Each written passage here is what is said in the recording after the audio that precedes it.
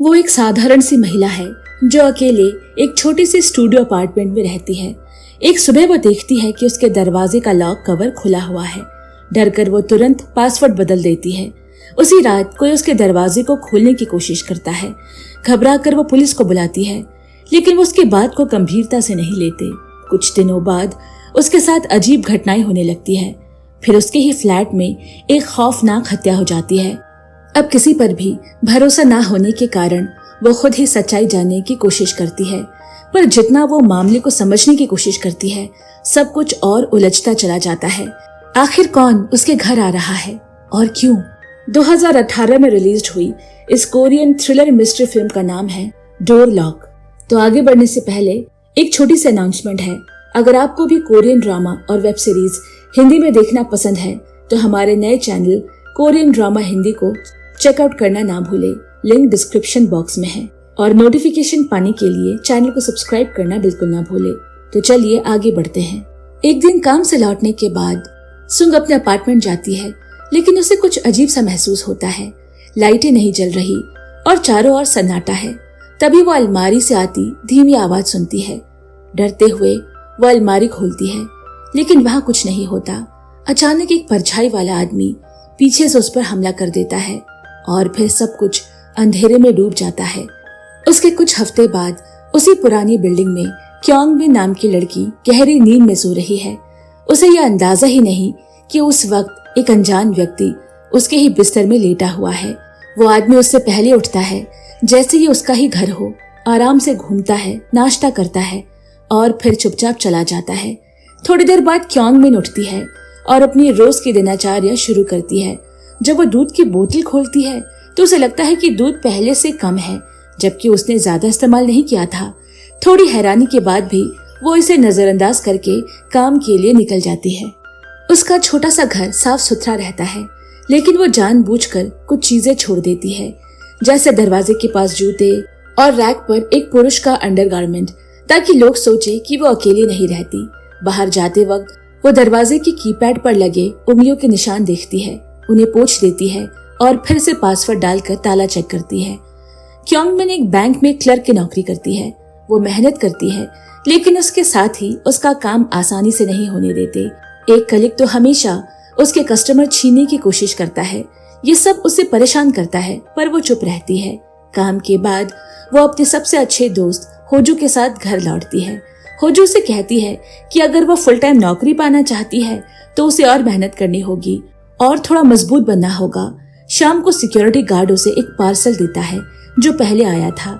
जब वो घर पहुंचती है तो दरवाजे पर अपनी माँ का एक नोट चिपका हुआ पाती है। माँ आई थी, लेकिन अंदर नहीं आ सकी, तो कुछ चीजें बाहर ही रखकर चली गई।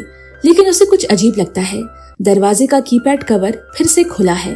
वो माँ को कॉल करती है और कहती है कि अगली बार आने से पहले फोन कर लिया करो। वो ये भी पूछती है कि क्या तुमने डोर लॉक का कवर खोला था? माँ ने ना में जवाब दिया। उसी रात क्योंग मिन बिस्तर में लेटी है।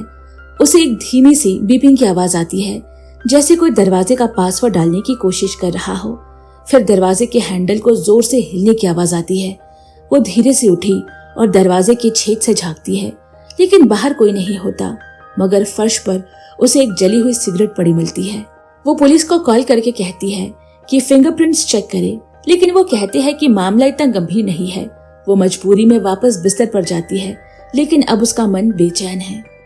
उस रात वही आदमी फिर से चुपचाप उसके अपार्टमेंट में घुस आता है। वो अंधेरे में इस तरह चलता है जैसे उसे वहां की हर चीज की जानकारी हो। वो उसका बाथरूम इस्तेमाल करता है, फिर बिना आवाज किए उसके बिस्तर में घुस जाता है और उसके बालों को धीरे से सहलाता है। क्योंग मिन गहरे नींद में सो रही है, ये जाने बिना कि वो अकेली नहीं है। अगली सुबह काम पर जाने से पहले क्योंग मिन डे टाइम के गार्ड डोंग हुन से पूछती है कि क्या सीसीटीवी फुटेज देखी जा सकती है, क्योंकि किसी ने उसके दरवाजे को खोलने की कोशिश की थी। गार्ड मान जाता है, लेकिन क्योंग मिन को देरी हो रही है, इसीलिए वो तय करती है कि फुटेज बाद में देखेगी। इसके बाद वो एक और अपार्टमेंट देखने जाती है जो उसके वाले से छोटा लेकिन बहुत महंगा है। दोपहर के खाने के समय उसकी दोस्त होजू सुझाव देती है कि अगर वो सुरक्षित महसूस नहीं कर रही तो उसे फिंगरप्रिंट लॉक लगवा लेना चाहिए। सिर दर्द और लगातार हो रही अजीब घटनाओं से परेशान होकर क्योंगमिन मानती है कि बिल्डिंग में कुछ तो गड़बड़ है। होजू मजाक में कहती है कि उसे अपने मैनेजर सेगहो से शादी कर लेनी चाहिए ताकि कोई उसकी रक्षा के लिए हो। काम पर जब वो एक कस्टमर से बात कर रही होती है तो वही कलीग फिर से उसके कस्टमर को छीनने की कोशिश करती है, लेकिन इस बार क्योंगमिन डटी रही। उस कस्टमर का नाम जीजांग होता है। वो उससे हल्की फुल्की अंदाज में बात करती है और उसे एक सेविंग प्लान बेचने की कोशिश करती है। वो आदमी अपना विजिटिंग कार्ड देता है और फिर उसे कॉफी पर बुलाता है ताकि वो इस सेविंग प्लान के बारे में खुलकर बात कर सके। लेकिन जब क्योंगमिन ने उसके बैंक खाते में कम बैलेंस देखा तो वो नम्रता से कहती है कि इसके बारे में वो फिर कभी बात करेंगे। तब जीजांग गुस्से में आकर उस पर आरोप लगाता है कि उसने पहले उससे फ्लर्ट किया और अब उसके कम पैसे होने की वजह से उसे नीचा दिखा रही है। माहौल तनावपूर्ण हो जाता है। तभी मैनेजर सेगहो बीच में आता है और सिक्योरिटी को बुलाकर जीजांग को बाहर भिजवा देता है। शाम को जब क्योंगमिन अपार्टमेंट लौटती है तो देखती है कि नाइट गार्ड को उसके बॉस द्वारा डांटा जा रहा है क्योंकि पुलिस की शिकायत बार बार हो रही है। वो खुद को दोषी महसूस करती है और जल्दी से लिफ्ट पर चढ़ जाती है। तभी एक अजनबी आदमी लिफ्ट में आता है और उसी फ्लोर पर उतरता है जो क्योंगमिन का है। क्योंगमिन को शक होता है लेकिन वो कुछ नहीं कहती और चुपचाप अपने अपार्टमेंट में चली जाती है। उसी रात वही रहस्यमयी आदमी फिर से उसके घर आता है। वो बिस्तर के नीचे से रेंग कर बाहर निकलता है और क्योंगमिन की नाक में कोई नशीली दवा लगाता है। इसी वजह से क्योंगमिन की सुबह इतनी सुस्त होती है। वो बाथरूम में नहाता है लेकिन अपने सारे बाल नाली से साफ कर देता है ताकि कोई सबूत ना बचे। फिर वो बिस्तर में घुसकर क्योंगमिन को ऐसे पकड़ लेता है जैसे ये उसका रोज का काम हो। अगले दिन क्योंगमिन के सीनियर उसे ऑफिस में बुलाते हैं। वो उसके काम की तारीफ करते हैं और बताते हैं कि कंपनी उसे परमानेंट नौकरी देना चाहती है। लेकिन क्योंगमिन का मन परेशान है और वो जाने अनजाने में अपनी उंगली काट लेती है। बाद में उसे पता चलता है कि उसके कैश रजिस्टर में पैसे कम हैं, तो वो अपने पर्स में से उन पैसों की भरपाई कर देती है। शाम को उसे एक अनजान नंबर से कॉल आता है लेकिन वो उठाती नहीं। बस स्टॉप पर वही कस्टमर जीजांग फिर से आता है और टैक्सी शेयर करने की बात करता है। जब वो मना करती है तो वो उसका हाथ पकड़ लेता है। सौभाग्य से मैनेजर सेगहो समय पर आ जाता है और उसे रोक देता है। वो उसे घर तक ड्रॉप करता है और कहता है कि अगर उसे कभी भी मदद चाहिए हो तो कॉल जरूर करे। जब क्योंगमिन घर पहुंचती है तो देखती है कि लाइट खराब है। फिर उसे दरवाजे पर किसी के दस्तक की आवाज आती है, जैसे वो घबरा जाती है। पता चलता है कि वो आदमी सेगहो है जो उसका बटवा लौटाने आया है, जो क्योंगमिन कार में ही छोड़कर चली गई थी। और जब वो अपार्टमेंट के अंदर अंधेरा देखता है तो लाइट ठीक करने की पेशकश करता है। लाइट ठीक हो जाने पर क्योंगमिन उसे कॉफी पीने के लिए अंदर बुला लेती है। वो पूछता है कि क्या बाथरूम इस्तेमाल कर सकते हैं। जब क्योंगमिन उसे बाथरूम दिखाने के लिए गई तो उसे एक अजीब बात दिखती है कि टॉयलेट सीट का ढक्कन खुला हुआ है। इसके बाद उसे ये सोचकर बेचैनी होती है कि सेगहो को उसका अपार्टमेंट नंबर कैसे पता चला। उसे कुछ कहने से पहले ही वो कॉफी लाने के बहाने बाहर निकल जाती है, लेकिन असल में वो पुलिस को फोन करती है। जब पुलिस आती है और दरवाजा खोलती है तो सेगहो को दरवाजे पर मरा हुआ पाती है। फिर क्योंगमिन को पुलिस स्टेशन ले जाया गया। उसे कुछ समझ नहीं आ रहा कि ये सब क्या हो रहा है। इन्वेस्टिगेटर ली ने उससे पूछताछ की और बताया कि सेगहो ने मौत से पहले काफी संघर्ष किया था, जिससे साफ पता चलता है कि उस रात अपार्टमेंट में कोई और भी था। वो ये भी बताते हैं कि सेगहो को उसका अपार्टमेंट नंबर सिक्योरिटी गार्ड ने बताया था क्योंकि उसे बटुआ लौटाना था। लेकिन तभी मामला उलझने लगता है। पुलिस उस पर शक करने लगती है। वे उसके अपार्टमेंट में रखे सामान जैसे जूतों और कपड़ों को देखकर सोचती है कि वहाँ कोई आदमी भी रहता है और वो उसके साथ मिलकर ये सब कर रही है, जबकि क्योंगमिन ने वो जूते और कपड़े अपनी हिफाजत के लिए रखा है ताकि लोगों को लगे कि वो अपार्टमेंट में अकेली नहीं रहती। उस रात के बाद से वो खुद पुलिस की नजरों में अब एक सस्पेक्ट बन गई है। हालांकि एक और अफसर ने ली को बताया कि क्योंगमिन ने पहले भी कई बार शिकायत दर्ज कराई है कि कोई उसके घर में घुसने की कोशिश कर रहा है। उस पर कोई भी ठोस सबूत न मिलने के कारण आखिर में पुलिस उसे छोड़ देती है। वापस काम पर माहौल तनावपूर्ण होता है। उसके मैनेजर की मौत के कारण सभी दुखी है। जब क्योंगमिन ऑफिस आती है तो उसका सीनियर उसे अलग से बुलाता है और बताता है कि उसकी परमानेंट नौकरी को रद्द कर दिया गया है और अब वो बेरोजगार हो जाती है। ऑफिस के लोग उसके बारे में बातें बनाने लगते हैं, सिवाय होजू के। सबको यही लगता है कि मैनेजर सेगो की मौत में कहीं न कहीं उसका हाथ भी है। अपने अपार्टमेंट में लौटकर क्योंगमिन बिल्डिंग की सीसीटीवी की जांच करती है तो उसे पता चलता है कि हॉलवे के कैमरे नकली है, सिर्फ दिखावे के लिए हैं। बस लिफ्ट वाला कैमरा असली है। वो गार्ड डोंग हुन को बताती है कि फिर से किसी ने उसके घर में घुसने की कोशिश की। डोंग हुन इसे हल्के में लेता है और कहता है कि नशे की हालत में पड़ोसी अक्सर गलत दरवाजे पर दस्तक दे देते हैं। वो उसके अपार्टमेंट की जांच भी करता है लेकिन कुछ नहीं मिलता। फिर भी क्योंगमिन को कुछ अजीब लगता है। जब कॉफी बीन्स को उसने हाथ भी नहीं लगाया था, वो अब जमीन पर गिरे होते हैं। सफाई करते वक्त वो एक रियल एस्टेट एजेंट को फोन करके कहती है कि वो जल्द से जल्द नया अपार्टमेंट लेना चाहती है। कॉफी बीन्स उठाते वक्त उसे एक चाबी मिलती है किसी दूसरे अपार्टमेंट की। उसका शक और गहराता है और वो बिल्डिंग में उस चाबी से अलग अलग दरवाजे खोल कर देखती है। आखिरकार एक अपार्टमेंट का दरवाजा खुल जाता है। दरवाजे के अंदर सब शांत और सुनसान होता है। ऐसा लगता है जैसे वहाँ बहुत समय से कोई नहीं रह रहा। वो मेल चेक करती है और पता चलता है कि वो अपार्टमेंट सुंग ह्यो का है, वही महिला जो कहानी की शुरुआत में दिखाई गई थी। क्योंगमिन अपने दोस्त होजू से कहती है कि वो सुंगो ह्यो के कार्ड ट्रांजैक्शन की जांच करे। उन्हें एक अजीब बात पता चलती है। हर रात 8 बजे सोंग्यो पास की एक दुकान से 3200 यौन की खरीदारी करती है। बस शनिवार को वो दोपहर 1 बजे जाती है। वे उसे संपर्क करने की कोशिश करते हैं लेकिन कोई जवाब नहीं आता। चूंकि वो दिन शनिवार होता है, वो दोनों उसी दुकान पर जाते हैं, उम्मीद करते हुए कि वो वहाँ मिलेगी। दुकान में वे 3200 यौन की कीमत वाला सामान ढूंढते हैं और पाते हैं कि इंस्टेंट दलिया का कप उसी कीमत का है। पर ये खोज उन्हें किसी नतीजे तक नहीं पहुंचाती।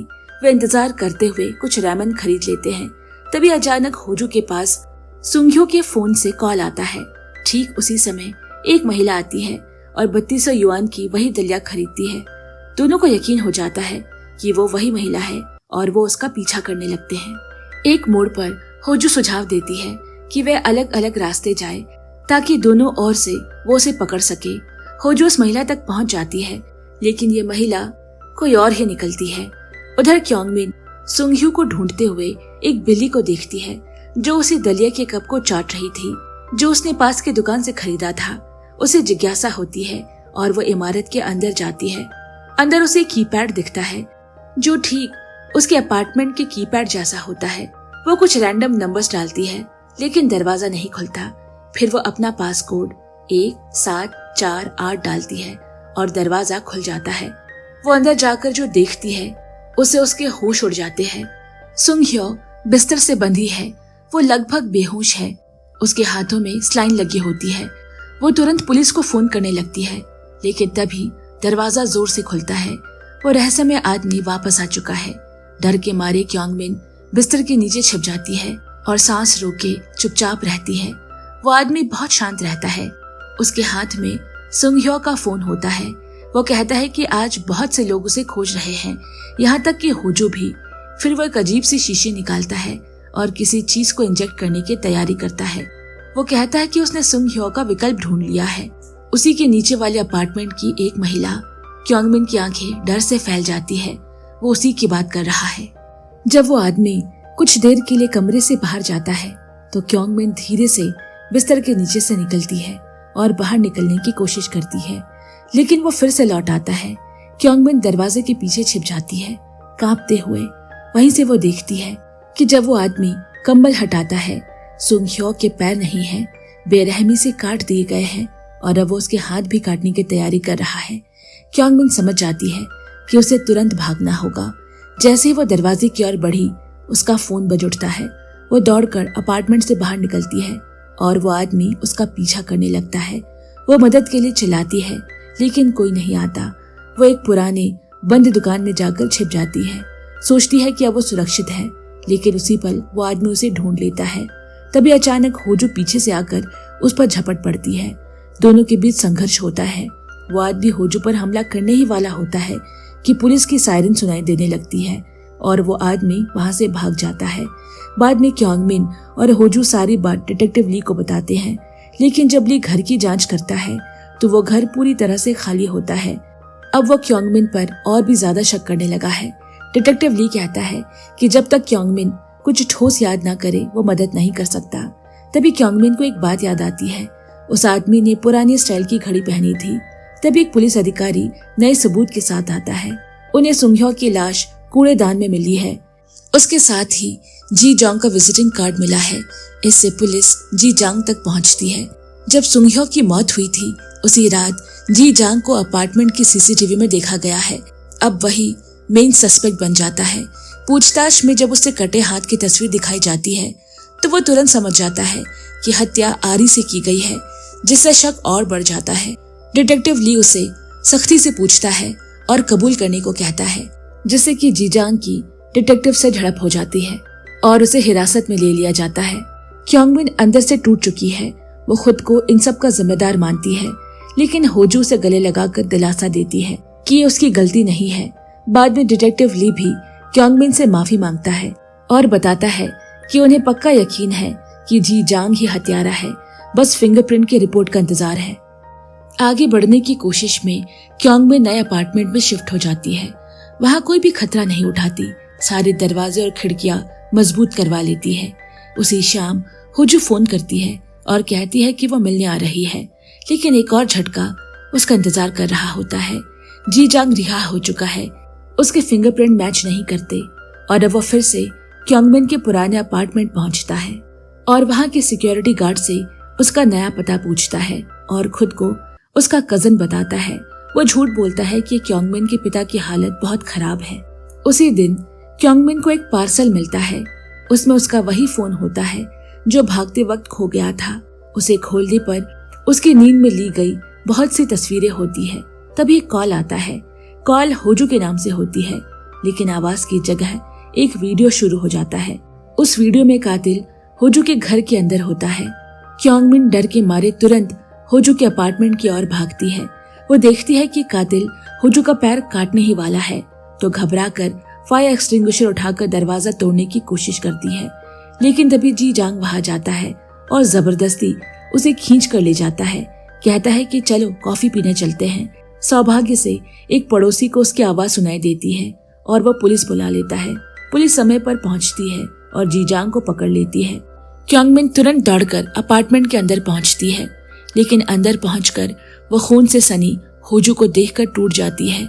बाद में डिटेक्टिव ली उसे बताता है कि वो जो वीडियो उसने देखा था वो पहले से रिकॉर्ड किया गया था और जीजांग अपार्टमेंट के अंदर नहीं गया। इसका मतलब वो नहीं है जिसके उन्हें तलाश है। हालांकि उसे गिरफ्तार कर लिया गया है, लेकिन अब वे घटनास्थल से मिले हथियारों का डीएनए टेस्ट रिपोर्ट के आने का इंतजार कर रहे हैं। अस्पताल में क्योंगमिन होजू से मिलने आती है। ऑपरेशन सफल रहता है। होजू का पैर बच जाता है, लेकिन क्योंगमिन खुद को दोषी महसूस करती है। होजू से दिलासा देती है और कहती है कि खुद को मत कोसो, अब मैं सुरक्षित हूँ। लेकिन दूसरी ओर एक रहस्यमय आदमी उसके घर के दरवाजे का ताला खोलता है। वो चुपचाप डुप्लीकेट चाबी बनाकर फिर से चाबी वहीं रख देता है जहां से ली थी। बाद में क्योंगमिन डिटेक्टिव ली द्वारा दिया गया छोटा सा कैमरा अपने घर में लगा देती है ताकि उसे थोड़ी सुरक्षा का एहसास हो सके। फिर वो पास की एक दुकान जाती है। वहां उसकी मुलाकात डोंग ह्यून से होती है, जो उसके अपार्टमेंट का पुराना नाइट गार्ड था। शुरुआत में वो उसे नहीं पहचानती, लेकिन वो उसे दोस्ती करने की कोशिश करने लगता है और कहता है, अब स्टॉकर पकड़ा गया है, तुम्हें कोई नुकसान नहीं पहुंचाएगा। तो क्योंगमिन को कुछ अजीब लगता है। उसके दिल की धड़कनें तेज हो जाती है जब वो उसे वही पुरानी घड़ी पहने देखती है और वो भी काउंटर पे खड़ा होकर उसी इंस्टेंट दलिया को खरीद रहा है। बेचैनी में वो जल्दी घर लौटती है। तभी उसका फोन बजता है। कॉल डिटेक्टिव ली का होता है। वो उसे घर से बाहर निकलने से मना करते हैं और बताते हैं कि जीजांग का डीएनए उस कमरे से मिले हथियारों से मैच नहीं किया। और सबसे चौंकाने वाली बात तो ये है कि जीजांग की हत्या हो चुकी है। सब कुछ असली हत्यारे की योजना का हिस्सा था। क्योंगमिन डर के मारे बिस्तर पर बैठी होती है। तभी उसकी नजर टेबल पर रखे उसी दलिये के कप पर पड़ता है। वो जल्दी से कैमरा चेक करती है और जो देखती है उसे देखकर उसके होश उड़ जाते हैं। कैमरे में डोंग ह्यून उसके अपार्टमेंट में दाखिल होता हुआ दिखा। फिर वो उसके बिस्तर के नीचे छिप जाता है। वो डर के मारे भागने की कोशिश करती है, लेकिन दरवाजा खोलने से पहले ही डोंग ह्यून उसे बेहोश कर देता है। जब उसकी आंख खुलती है, वो खुद को डोंग ह्यून की बाहों में पाती है। वो धीरे धीरे कहता है, अब हम साथ रह सकते हैं, हमें कोई परेशान नहीं करेगा। मैंने तुम्हारी हर जरूरत का ख्याल रखा है, यहाँ तक कि तुम्हें नाइट ड्रेस भी पहनाया है। इसी दौरान डिटेक्टिव ली मिन को खोजने के लिए दौड़ता है। सीसीटीवी फुटेज में दिखाता है कि डोंग ह्यून उसे कहीं ले जा रहा है। तभी एक और अफसर डिटेक्टिव ली को नई जानकारी देता है। डोंग ह्यून ने अपनी पुरानी नौकरी छोड़ दी थी और उसी दिन गायब हो गया था जब जियांग की हत्या हुई। पता चला कि वो पहले झील के पास एक होटल में काम करता था, लेकिन वहाँ एक मेहमान की मौत के बाद होटल बंद हो गया। इसके बाद डोंग ह्यून सीधे सियोल आ गया और क्योंगबिन के पुराने अपार्टमेंट में सिक्योरिटी गार्ड बन गया। अब पुराने होटल में डोंग ह्यून बहुत गुस्से में है क्योंकि क्योंगबिन ने उसे पहचाना नहीं। वो सोचता है कि वो उसे कितना छोटा समझती है क्योंकि वो सिर्फ एक गार्ड है। वो उसे धमकी देता है कि अगर उसने भागने की कोशिश की तो वो उसके हाथ पैर काट देगा। क्योंगबिन भले ही डरी हुई है, लेकिन जब डोंग ह्यून उसके पास आता है तो वो उसके कान काट लेती है और उस पर बेहोशी की सुई से वार करती है। वो थोड़ी थोड़ी बेहोशी की हालत में चलकर सीढ़ियों की ओर भागती है। हर दरवाजा, हर खिड़की बंद मिलता है। एक कमरा खुला हुआ है लेकिन उसकी खिड़कियां भी बंद हैं। तभी उसे बाहर किसी के कदमों की आवाज आती है। वो बिस्तर के पीछे छिप जाती है, हाथों में एक टूटे हुए शीशे का टुकड़ा लेकर। तभी डिटेक्टिव ली उसका नाम पुकारता है और क्योंगबिन को थोड़ी राहत मिलती है, लेकिन अचानक डोंग ह्यून पीछे से डिटेक्टिव ली पर हमला कर देता है।